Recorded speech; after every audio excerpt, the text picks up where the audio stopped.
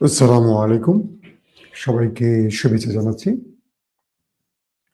ইতিমধ্যে আপনারা বুঝে গেছেন যে শিরোনাম দেখে কি ঘটেছে বাংলাদেশে, এবং সবচেয়ে বড় দুঃখজনক বিষয় হলো ২৪-এর অভ্যুত্থান ব্যর্থ করার জন্য মরিয়া হয়ে আছে একটা বড় গ্রুপ, এবং সেখানে কেবল আওয়ামী লীগকে দায়ী করলে হবে না, সঙ্গে আরো অনেকে জড়িয়ে গেছেন। আমি চেষ্টা করব সেই বিষয়গুলো আপনাদেরকে ক্লিয়ার করার জন্য। আমার কাজটা হলো সংবাদটাকে তুলে ধরে তার একটা বিশ্লেষণ আমি আমার মতো করে তথ্য ভিত্তির আলোকে দেবার চেষ্টা করি, এবং সেই বিশ্লেষণ আপনার মতের সাথে মিলতেও পারে, নাও মিলতে পারে। দর্শক, সবচেয়ে ভয়ঙ্কর যে ব্যাপারটি সেটা হলো বাংলাদেশের সবচেয়ে স্পর্শকাতর জায়গা হিসেবে আমরা কোন দুটোকে চিনি? একটা ক্যান্টনমেন্ট, একটা সচিবালয়। আমাদের সিভিল ব্যুরোক্রেটরা এখানটায় থাকেন। বাংলাদেশের সবচেয়ে মেধাবী বা সবচেয়ে পাওয়ারফুল যে জোন বলা হয় সচিবালয়, একটা রাষ্ট্রের ভাগ্য নিয়ন্ত্রণ করা হয় এখান থেকে।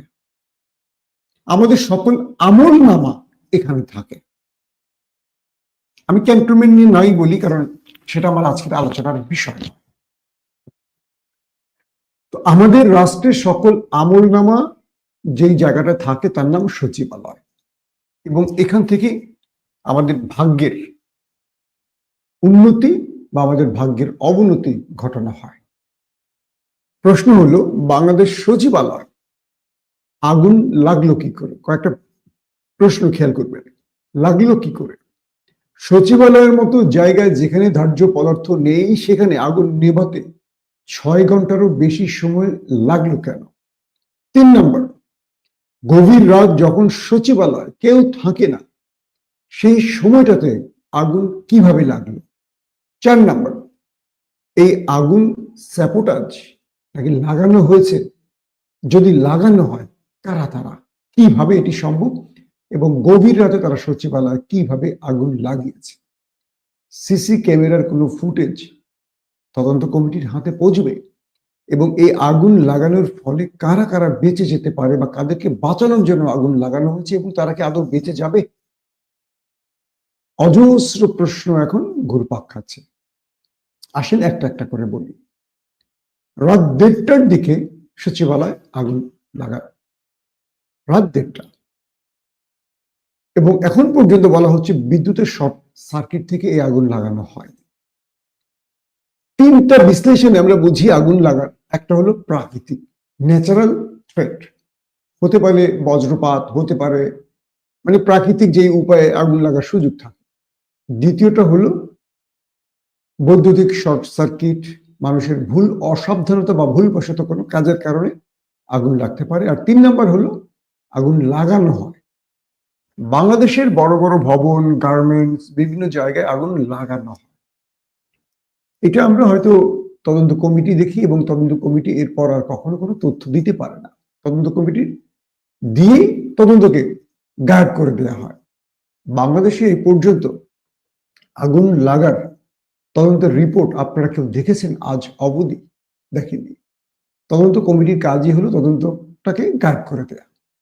এখন আসেন সচিবালয়ে রাত ১:৩০টায় আগুন লাগলো কি করে, এবং যেই ভবনটিতে ৭ নম্বর সচিবালয়ের ৭ নম্বর ভবনটিতে আগুন লাগলো, এই ভবনটিতে কি কি গুরুত্বপূর্ণ নথি থাকতে পারে, কাদের নথি থাকতে পারে? আমাকে একজন সচিব জানিয়েছেন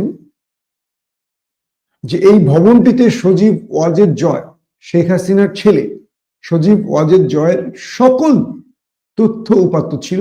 দুর্নীতির অভিযোগ বা যা যা বলেন আপনারা, সব তথ্য প্রমাণ এই ৭ নম্বর ভবনে ছিল।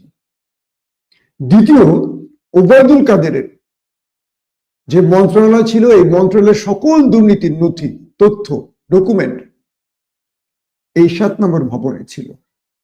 এবং ৩ নম্বরে এখানে বাংলাদেশের মাফিয়া এস আলমের এফআইডি সকল তথ্য এই ভবনটিতে ছিল। এখন আরো ছিল, আমি তিনজনকে বিশেষ করে আলোচনায় রাখতে চাই। এবং এই ভবনটিতে আমাদের উপদেষ্টা নাহিদ ইসলাম এবং আসিফ মাহমুদের মন্ত্রণালয়। কয়েকটা বিষয় খেয়াল করেন। এক নম্বরে সজীব ওয়াজেদ জয় কে, তার ক্ষমতা কত দূর হতে পারে। ওবায়দুল কাদেরকে আপনারা জানেন, আর এস আলম। বাংলাদেশের অধিকাংশ ব্যাংকগুলোকে লুট করে সব টাকা দেশের বাইরে নিয়ে যাওয়ার সেই ব্যক্তি হলো এস আলম। আজ পর্যন্ত এস আলমের বিরুদ্ধে এই রাষ্ট্র ব্যবস্থা নিতে পারেনি। কেন পারেনি বলেন তো? কারণ এস আলম পারিবারিক কারণে হোক, অর্থনৈতিক কারণে হোক, বিএনপির সাথে যোগসাজশ করে চলেছে। এবং 5 তারিখের পর ওই দলটি এস আলমের কাছ থেকে হাজার হাজার কোটি টাকা নিয়েছে তাকে বাঁচানোর প্রয়োজনে। এই তথ্যগুলো এখন আমাদের কাছে ঘুরছে। যদিও আমাকে যদি বলেন যে ভাই প্রমাণ দেন, এই প্রমাণের কাজ আমার না, এই প্রমাণের কাজ আমাদের রাষ্ট্রের। আমাদের কাছে অভিযোগ আসে, সেই অভিযোগগুলো আমরা আপনাদের জানালাম। এবং জনাব তারেক রহমান বেশ কয়েকজন বিএনপির পলিটিশিয়ানকে সরিয়ে দিয়েছেন পদ থেকে, কারণ তার কাছেও এই তথ্য আছে।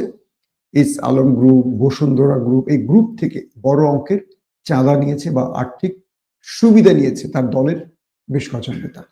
আসেন, এস আলম প্রথম যে ব্যাংকটিকে, সব বাংলাদেশের নাম্বার 1 যে ব্যাংকটি ছিল বা সবচেয়ে ভালো পজিশনে থাকা ইসলামী ব্যাংকটিকে পুরোপুরি লুটে খাক করে ফেলেছে এস আলম। এবং যখন ইসলামী ব্যাংক মানে 5 তারিখের পর ইসলামী ব্যাংক তার দায়িত্ব বুঝে নিতে গেছে, তখন বিএনপির একজন নেতার নেতৃত্বে ইসলামী ব্যাংকের উপর বা কর্মীদের উপর অ্যাটাক করা হয়, প্রকাশ্যে গুলি করা হয়। আপনারা সবাই জানেন, সেই খবর সব গণমাধ্যমে এসছে। এবং এস আলমকে চিটাগং থেকে তার যে গাড়িগুলো, মূল্যবান গাড়িগুলোকে কে বা কারা কোথায় নিয়েছে সেই তথ্য আপনারা জানেন। এবং এস আলম এখন পর্যন্ত সরকারকে থ্রেট দিয়ে যাচ্ছে, সরকারকে গোড়াই ধরতেছে না। কারণ এস আলম যত টাকা নিছে সেখান থেকে ক্ষুদ্র কিছু টাকাও যদি বিএনপিকে দিয়ে দেয়, বিএনপি আর আওয়াজ করবে না। কারণ আওয়ামী লীগ বলেন, বিএনপি বলেন, এদের রাজনীতির ধারাটা হলো অর্থের জন্য। এরা রাজনীতি করে টাকার জন্য।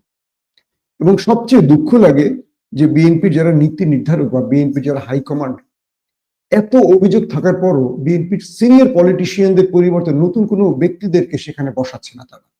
যাদের বিরুদ্ধে কারাপশনের অভিযোগ, যাদের বিরুদ্ধে ভারতের দালালি করার অভিযোগ, তাদেরকে কিন্তু বিএনপি কোনো ব্যবস্থা নিচ্ছে না। একই কমিটি, একই লোক দিয়ে বিএনপি চলছে। নিজ থেকে কিছু লোককে 19-20 করা হচ্ছে, সরানো হচ্ছে।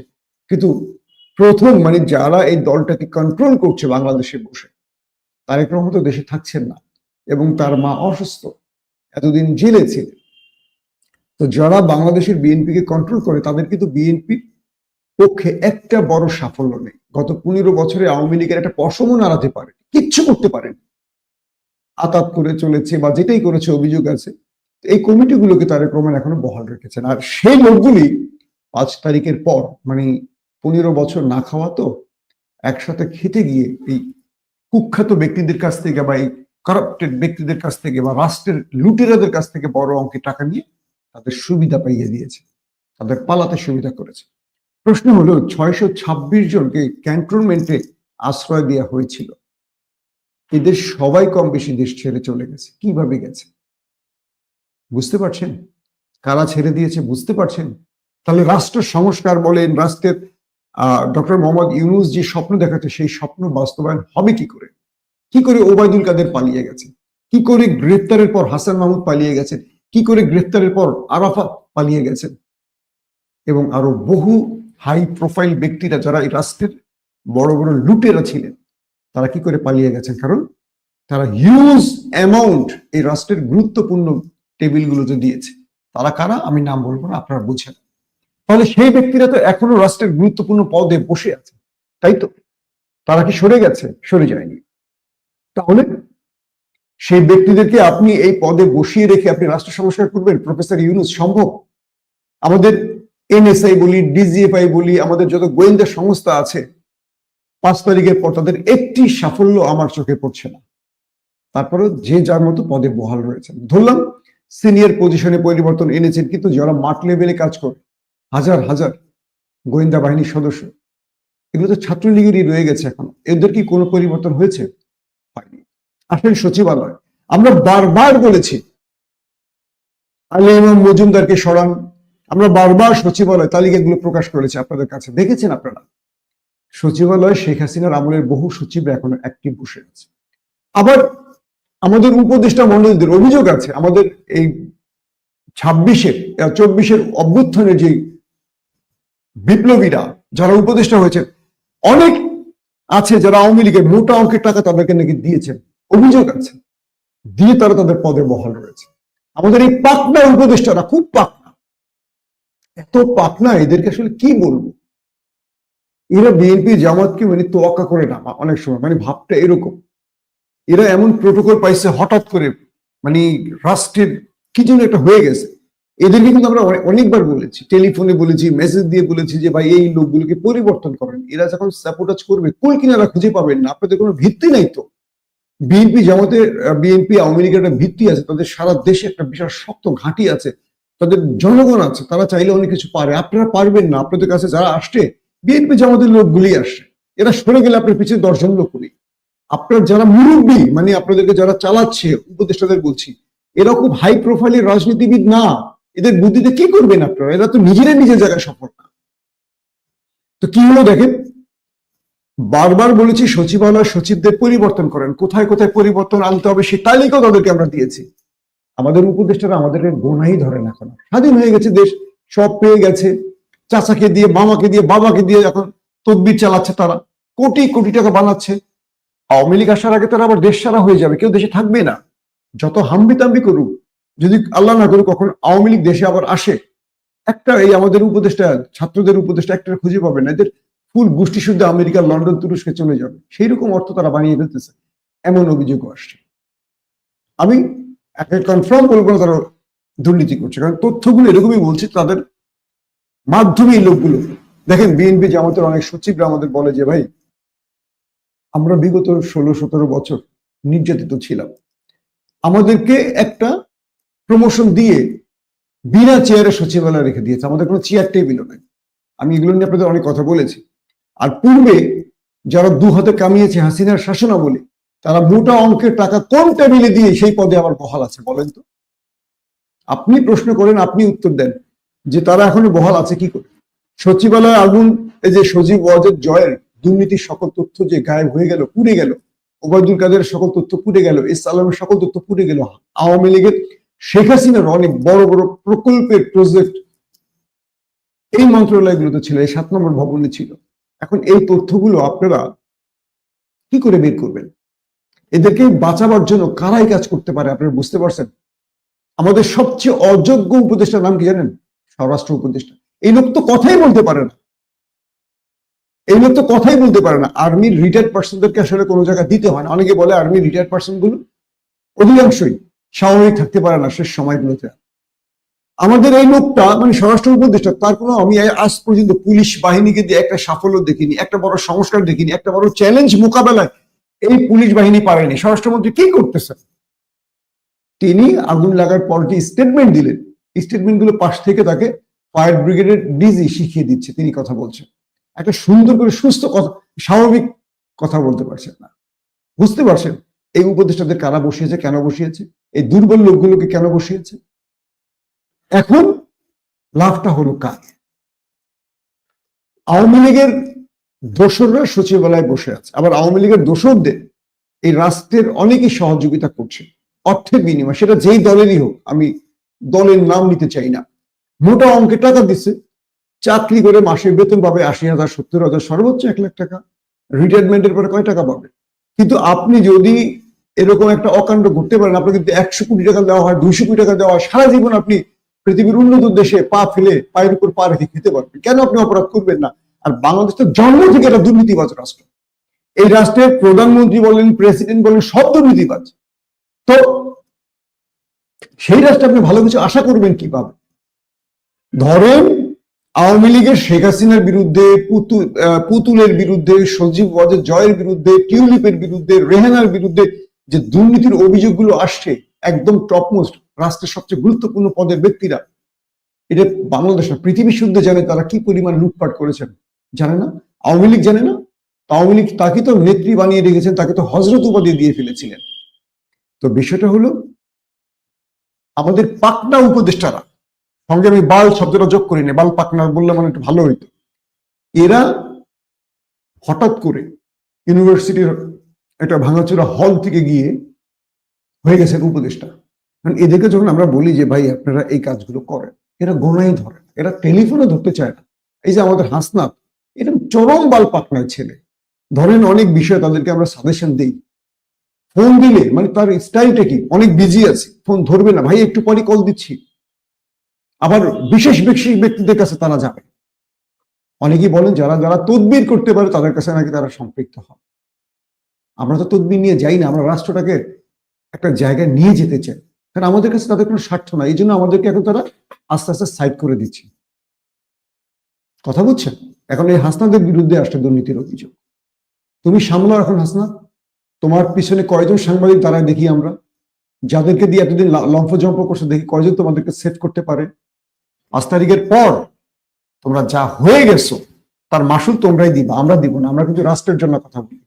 আমরা আওয়ামী লীগকে এখন পর্যন্ত ঘৃণা করি শুধু এই দেশের দুর্নীতির জন্য, মানুষের বাক স্বাধীনতা হরণের জন্য, গুম হত্যা খুনের জন্য। আওয়ামী লীগের সাথে আমাদের ব্যক্তিগত কোনো বিরোধ নেই, কিন্তু তোমরা তো ব্যক্তিগতভাবে লাভবান হয়েছে 5 তারিখের পর। দেখা যাবে, সব হিসেব বেরিয়ে আসবে। আওয়ামী লীগের যেমন হিসেব বেরিয়ে আসে, তোমাদের হিসেব বেরিয়ে আসবে। তোমরা কি পরিমাণ খাইছো আর খাও নাই, যদি খেয়ে থাকো সেটাও বেরোবে, আর যদি তোমরা না খেয়ে থাকো, তোমরা সঠিক থাকো, সেটাও বেরোবে।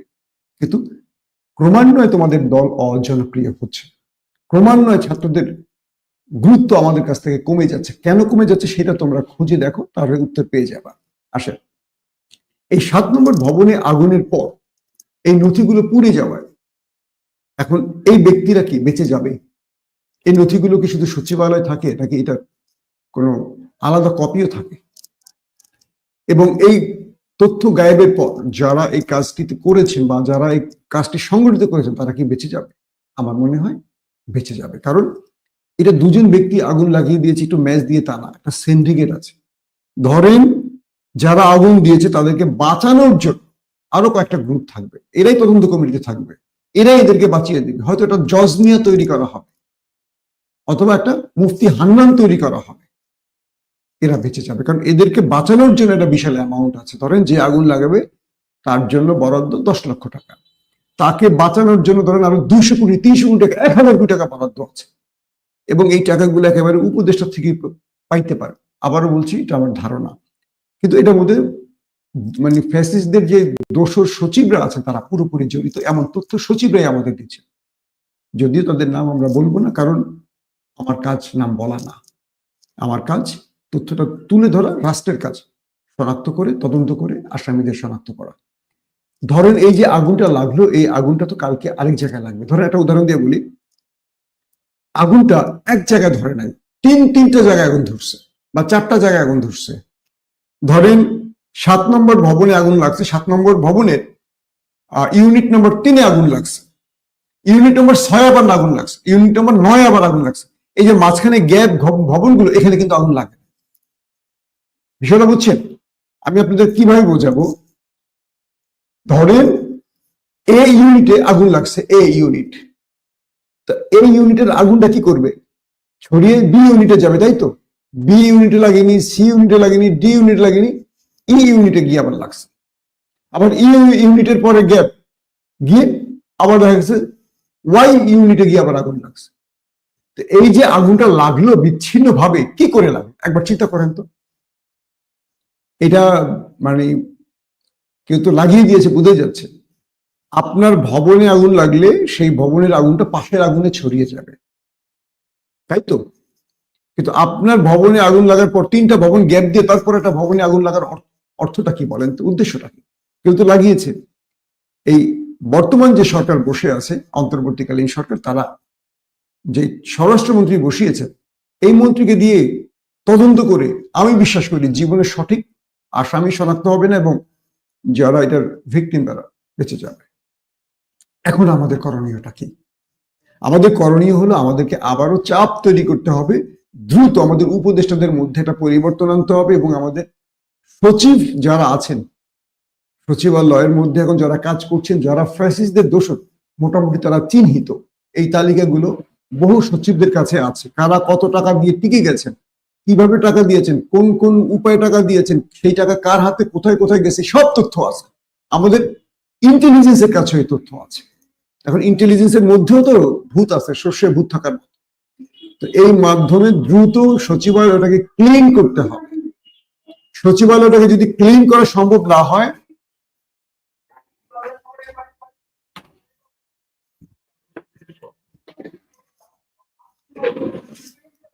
সচিবালয়টা যদি ক্লিন করতে না পারেন, আপনি লিখে রাখেন আগামীতে আরো ভয়াবহ বিপর্যয় আসবে, আরো ভয়াবহ বিপর্যয় আসবে।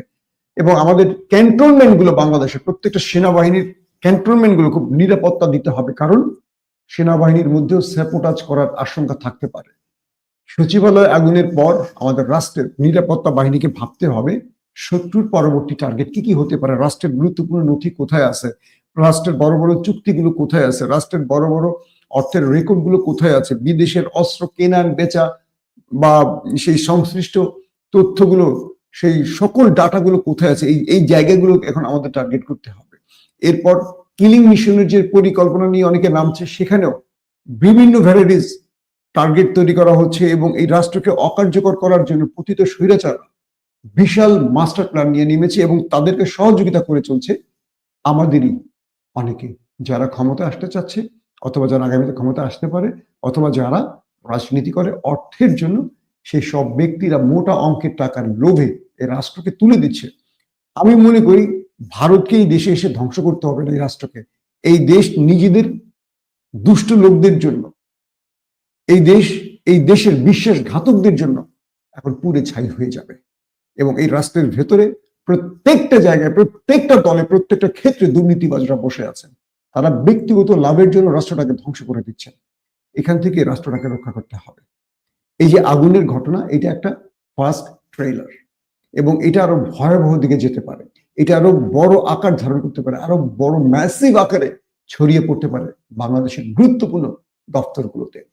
এখান থেকে রাষ্ট্রকে রক্ষায় আমাদের করণীয় কয়েকটা বিষয় দিয়ে আমি লাইভ শেষ করবো। এক, স্বরাষ্ট্র সচিব, স্বরাষ্ট্র মন্ত্রী, স্বরাষ্ট্র বিভাগের পুলিশ দপ্তরের বা নিরাপত্তা বিভাগগুলোর একটা বড় রকম পরিবর্তন আনতে হবে।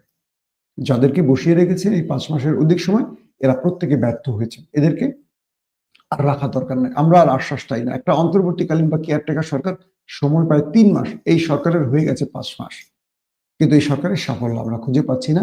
প্রফেসর ইউনূস একা লড়াই করে পারছেন না, তিনি একা মেসি হয়ে বার্সেলোনাকে জেতাতে পারবেন না, আর্জেন্টিনাকে জেতাতে পারবেন না। সঙ্গে 11 জন খেলোয়াড় যদি মেসির ধারাবাহিকতা রক্ষা করতে না পারে, এই রাষ্ট্রের উন্নতি হবে না। এক প্রফেসর ইউনূস চেষ্টা করে যাচ্ছেন, কিন্তু পেছন থেকে বিশ্বাসঘাতকরা তাকে টেনে ধরছেন।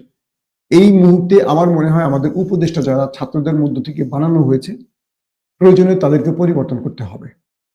তাদের আরো অনেক আমাদের আন্দোলনের স্পিরিট ধারণ করা অনেক মেধাবী দেশপ্রেমিকদের আনতে হবে। আমি বলছি না যে আসিফকে সরিয়ে ফেলতে হবে, যদি তারা এই তদন্তের জন্য সরাতে হয় সরাতে হবে। যদি মনে হয় যে না তাদের এই তদন্তে সরানোর দরকার নেই, তাদেরকে রেখে করে। কিন্তু যেটা বললাম যে এই নথি পোড়ানোর পেছনের উদ্দেশ্য শুধু পতিত স্বৈরাচার হাসিনার লোকদেরকে টার্গেট নয়, তাদেরকে সহযোগিতাকারীরাও আমাদের টার্গেটে থাকতে হবে এবং তাদের বিরুদ্ধে ব্যবস্থা নিতে হবে। কারণ পতিত স্বৈরাচার হাসিনা পালিয়ে গেল, তার দোসররা দেশে রয়েছে এবং তার দোসরদের সাহায্য করতেছে আমাদের পাশেরই আমাদের বন্ধুরা, যারা এতদিন ক্ষমতার জন্য রাজপথে লড়াই করেছে, এখন তারা অর্থের জন্য অনেক কিছু দেখিয়ে দিচ্ছে। এই রাষ্ট্রকে হেফাজত করতে হলে আমার মনে হয় এর বিকল্প আর কিছু নেই। আজকে সচিবালয়ের আগুন আমাদের অনেক বড় মেসেজ দিয়ে গেছে, যে মেসেজ আমাদের পড়তে হবে। প্রত্যেকে ভালো থাকবেন। আল্লাহ হাফিজ।